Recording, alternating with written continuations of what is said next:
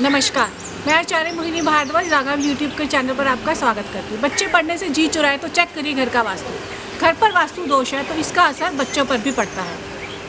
घर के बिगड़े वास्तु दोष का कैसे पता चलाएं और इसे कैसे दूर करें, आइए जानते हैं। कुछ लोग बच्चों को लेकर गंभीर रहते हैं। बच्चों को भविष्य की चिंता सभी माता पिता को रहती है। माता पिता बच्चों को शिक्षित और योग्य बनाने के लिए हर संभव प्रयास करते हैं, लेकिन उनके प्रयासों को धक्का उस वक्त लगता है जब इतनी मेहनत करने के बाद भी संतान का मन पढ़ाई में नहीं लगता है।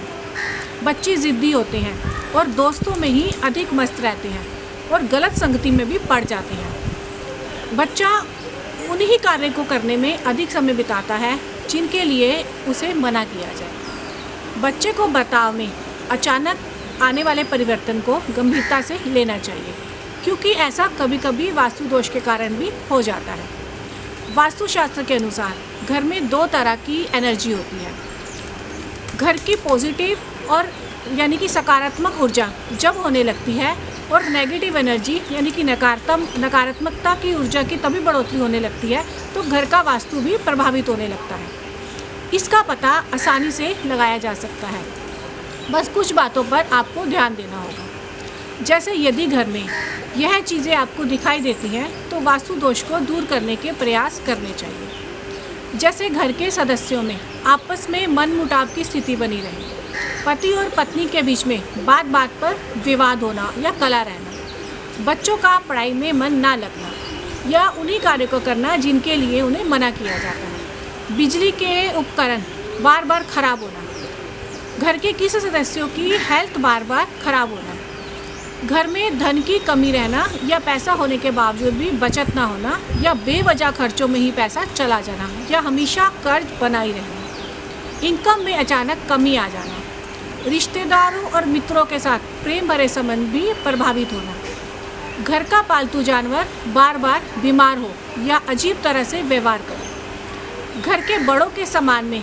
कमी आना या उनकी दवाइयों पर ही बार बार पैसा खर्च होना, घर में दरारें, दीमक या सीलन आना।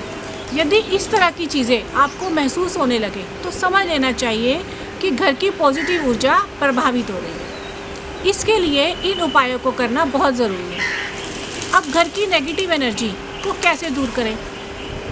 इसके लिए अनुशासन और स्वच्छता का विशेष रूप से ध्यान रखना चाहिए और इन कार्यों को करना चाहिए। जैसे घर में जाले और कूड़ा जमा ना करें, पुराने जूते और चप्पल घर से बाहर नहीं निकाल दें या किसी को दे दें अगर आपके इस्तेमाल में ना हो। रोज़ाना साफ़ सफाई का भी ध्यान रखें। रात में सोने से पहले जूठे बर्तनों को धोकर ही रखें। प्रतिदिन सुबह और शाम के समय पूजा और आरती करें और माँ लक्ष्मी जी के सामने घी का दीपक और कपूर ज़रूर जलाएं। शाम के समय घर के मुख्य द्वार पर दीपक जलाकर रखें।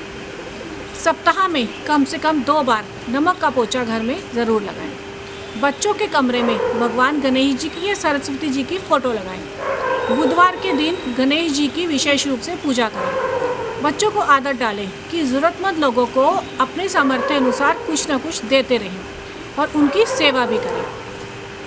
तो आज हमने जाना कि किस तरह से घर से हम नेगेटिव एनर्जी को महसूस कर सकते हैं और किस तरह से उसे ख़त्म कर सकते हैं ताकि आपके बच्चे आपका कहना माने और पढ़ाई में भी ध्यान दें। आप हमारे चैनल को सब्सक्राइब करें और इस वीडियो को लाइक भी करें। और आप अगर अपने बारे में या बच्चों के बारे में कुछ जानना चाहते हैं तो कमेंट बॉक्स में अपनी राय दें या नीचे दिए नंबर पर आप हमसे संपर्क करें। आप हमारी वीडियो जितनी ज़्यादा से ज़्यादा हो सके उसे शेयर कीजिए। हम अपने नए विषय के साथ आपसे फिर से मिलेंगे, तब तक के लिए नमस्कार।